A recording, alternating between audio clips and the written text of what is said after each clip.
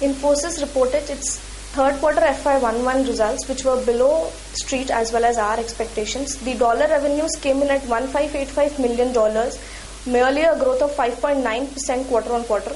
This was primarily on the back of just 3.1% kind of volume growth this quarter.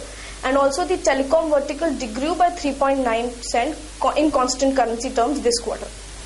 However, the other verticals posted modest amount of growth like BFSI, manufacturing and retail by 5 to 8% in constant currency terms quarter on quarter. Now this underperformance can be attributed to the factor that there were higher number of days of customer closure due to holiday season, especially at the top client site. Also in rupee terms, the revenues came in at 7,106 crores due to INR appreciating against US dollars by 3.5% quarter on quarter. Now, due to the customer closure, the utilization dropped off as well as there was lack of client budget flush.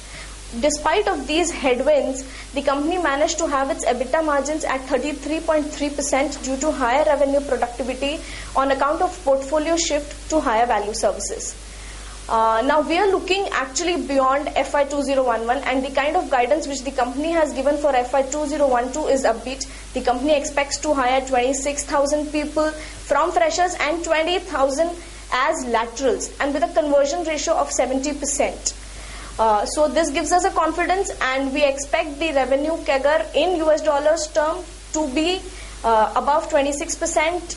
CAGR of revenues in INR terms to be above 22% and PAT CAGR of around 15.5%. So we have an accumulate rating on this stock with a target price of rupees 3,605. Thank you.